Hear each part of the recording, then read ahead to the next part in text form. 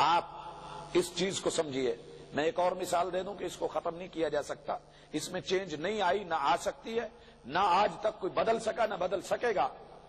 آپ قرآن کو جب شروع کرتے ہیں سورہ بقرہ کے آغاز میں الف لام میم پڑھتے ہیں کہ نہیں؟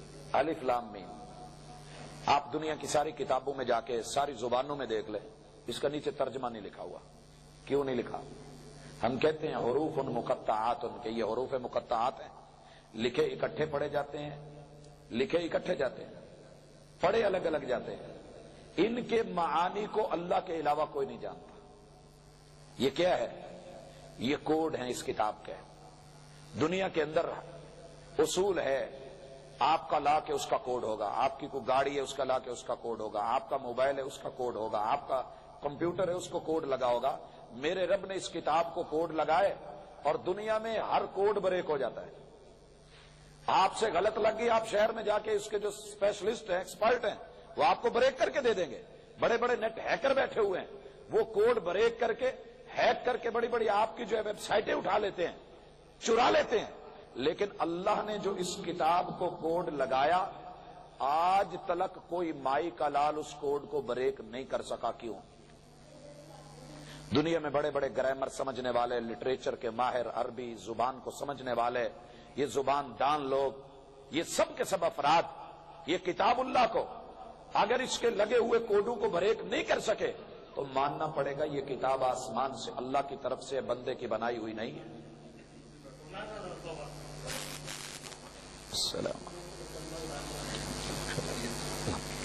تو اس لیے اس کتاب کو ہم نے صرف ناظرہ حفظ یا تلاوت کی حد تک نہیں، دنیا اس کی وجہ سے اس وقت روب میں ہے، پریشانی میں ہے کہ بنا کیا ہے، ہم اس کتاب کو بدل کیوں نہیں سکتے، چینج کیوں نہیں آ سکتی. ایک ہمارا مسلمانوں کا پھیلا ہوا جال مدارس کا، بچوں کا، یہ اپنی جگہ پر کتاب کی خوبی ایسی ہے اسے بدلا نہیں جا سکتا. کوڈ کوئی توڑ سکا؟ ایک آدمی نے توڑنے کی کوشش کی اور بھائیو ٹوٹا نہیں آج تک. محمد الرسول اللہ صلی اللہ علیہ وسلم آسمان سے جبریل آئے، ان کو اللہ نے نہیں بتایا، لوح محفوظ میں نہیں ملا، وہ ویسے کی ویسے امانت اور رسول اللہ صلی اللہ علیہ وسلم کو لفظ دے گئے، حرف دے گئے، معانی نہیں دے سکے. محبوب کو جب نہیں ملے صحابہ کو نہیں دیا، صحابہ کو جب معانی نہیں ملے انہوں نے تابعین کو نہیں دیے، تابعین کو جب نہیں ملے وہ فقہاء اور محدثین تک نہیں آئے، جب ان ائمہ کو نہیں ملے تو ہم تک نہیں آ سکے، جب ہم تک نہیں آئے تو ہم بھی ترجمے میں نیچے لائن میں جگہ خالی چھوڑ دیتے ہیں کہ اس کے معانی کو اللہ کے علاوہ کوئی نہیں جانتا. دلیل کس بات کی ہے؟ اس کے ایک حرف میں بھی پیغمبر بھی اپنی مرضی سے تبدیلی نہیں لاتے. دوسرا کوئی تبدیلی تو بعد میں کرے گا. ایک پڑھا لکھا آدمی آیا، کہنے لگا جی میں ترجمہ کر کے دیتا ہوں. کہا کیا ہے؟ کہا الف سے مراد اللہ ہے، لام سے مراد جبریل ہے اور میم سے مراد محمد ہے. میں نے کوڑ توڑ دیا. ایک طالب علم بیٹھا تھا سامنے، کہنے لگا سر آپ نے کوڑ توڑا تو ہے لیکن ذرا مجھے سمجھائیں کس قاعدے کے تحت؟ اگر اللہ کا پہلا حرف الف لیا تھا اور محمد کا پہلا حرف صلی اللہ علیہ وسلم میم لے لیا گیا تو جبریل کا پہلا حرف جیم لیتے ہوئے کیا حرج تھا؟ یہاں لام کس لیے لایا گیا؟ جواب کوئی نہیں تھا. اور دوستو اس سے بڑھ کے دیکھیے، یہی 3 حرف آخری پارے میں بھی ہیں، سورت کے شروع میں ہیں.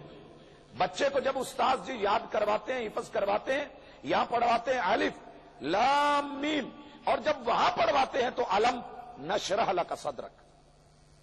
یہی 3 حرف وہاں الگ نہیں پڑھائے جاتے. آپ دنیا کا کوئی قرآن اٹھا کے دیکھ لے، قرآن مجید نیچے اس لائن میں آخری پارے میں وہی 3 حرف آئے، نیچے ترجمہ لکھا ہوا ہے. الف حمزہ جو ہے اس کا معنی ہے کیا، حمزہ استفہام ہے، اور لم جو ہے یہ جہد کا نافیہ، یہ مضارع پہ داخل کیا جا رہا ہے، اور اس کا جو ہے منفی معنی کیا ہوا ہے. کیا نہیں کھول دیا ہم نے آپ کے لیے آپ کے سینے کو؟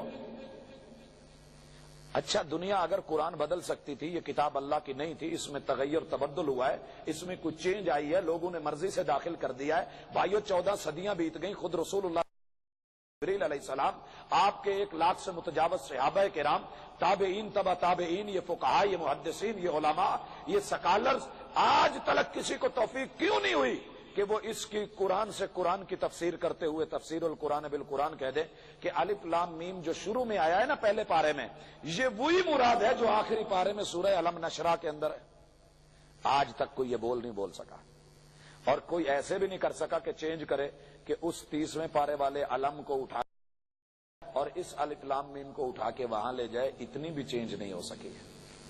یہ امانت ہے، اور اس امانت کا تحفظ انا نحن نزلنا الذکر وانا لہ لحافظون، اس کے محافظ ہم ہیں، اس کی حفاظت ہم نے انسانوں تمہارے ذریعے کروانی ہے۔ اگر تم نے ہاتھ اٹھا دیے تو ہمارے پاس وسائل اور بھی بڑھے، لیکن یہ امانت اللہ نے جو ہمیں دی ہے، ہم معزز ہیں، ہم خوش نصیب ہیں کہ اللہ نے ہمیں ہمارے نصیبے میں یہ چیز رکھی ہے۔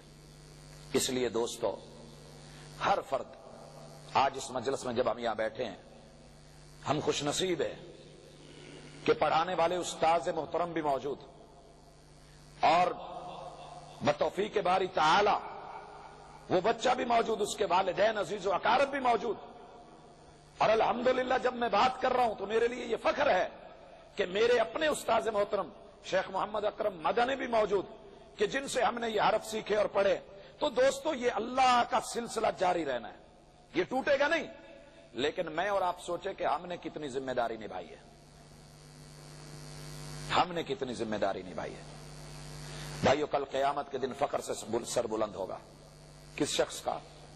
دنیا کے اندر اگر رزلٹ آتا ہے، بچہ ٹاپ کر جائے، والدین کو دائیں بائیں، رشتہ داروں کو، عزیز و اقارب کو، بورڈ کی پوزیشن ایک لے لے، آپ یقین کیجئے وہ اعزاز ہوتا ہے، وہ پروٹوکول ہوتا ہے، اپر لیول پہ بلایا جاتا ہے، حکومتی افراد جو ہیں وہ کال کرتے ہیں، بھوربن مری تک لے جایا جاتا ہے، اور ہم اپنا جو ہے فخر سے سر اٹھائے پھر رہے ہوتے ہیں۔ لیکن دیکھیے کل قیامت کے دن جب کوئی کسی کا نہیں ہوگا، نفسا نفسی کا عالم ہوگا، یوم یفر المرء من اخیہ وامہ وابیہ کا یہ سین وہ نظر آ رہا ہوگا، دنیا بھاگ رہی ہوگی، انبیاء نفسا نفسی کر رہے ہوں گے، ایسے ماحول کے اندر کہ جب ساری دنیا علی رؤوس الاشہاد ننگی ہوگی، کچھ نہیں ہوگا۔ اور سید عائشہ نے محبوب سے پوچھا تھا، محبوب پھر اس وقت انسان جب ان کے سطر ننگے ہوں گے کیا بنے گا؟ ایک دوسرے کو دیکھ رہے ہوں گے۔ فرمایا سیدہ معاملہ اس سے برتر ہوگا، انسان کو اتنی ہمت ہی نہیں ہوگی، وہ اتنی پریشانی میں، اتنی مصیبت میں ہوگا۔ بسا اوقات آدمی جب مصیبت میں ہوتا ہے اسے دائیں بائیں چیزوں میں پڑے، ایسے حالت کے اندر اعلان ہوگا کہ فلاں باپ جو ہے اس کو لایا جائے اور اس کے سر پہ وہ تاج رکھ دیا جائے جس کی روشنی جو ہے وہ سورج کو بھی مات کر رہی ہوگی۔ کیا وجہ ہے؟ کہ اس نے اس دنیا میں رہ کے جب دنیا اس نے دین کو مد نظر رکھ کے اللہ کی کتاب کی حفاظت کرنے والا اپنا لخت جگر اور اپنا گوشہ جگر اس کو بنایا تھا، اور یہ کتاب اللہ کو محفوظ کرنے کے لیے دن رات اس کے اوپر جو ہے صرف کیے۔ جب دنیا دوسری طرف لے کے جا رہی ہوتی تھی تو یہ اللہ کی کتاب کی حفاظتوں کے لیے اس کو لے کے جا رہا ہوتا تھا، چھوڑ رہا ہوتا تھا، واپس لا رہا ہوتا تھا۔ تو اس کو جو پروٹوکول، بھائیو آج ہم دنیا میں صرف اپنے دنیا کے اکاؤنٹ کی سوچتے ہیں۔ ہر انسان کے دو اکاؤنٹ ہیں، ایک اس دنیا کا اکاؤنٹ ہے، ایک آخرت کا اکاؤنٹ ہے۔ اس دنیا میں رہ کے اس آخرت کے اکاؤنٹ کو جو بنا گیا، اس نے اپنی کل کی سوچ لی، اپنی آخرت کی سوچ لی۔ کیا میں نے اللہ نے مجھ کو 5 بچے دیے، 6 دیے، 7 دیے، 2 دیے، 4 دیے، ان میں سے میں نے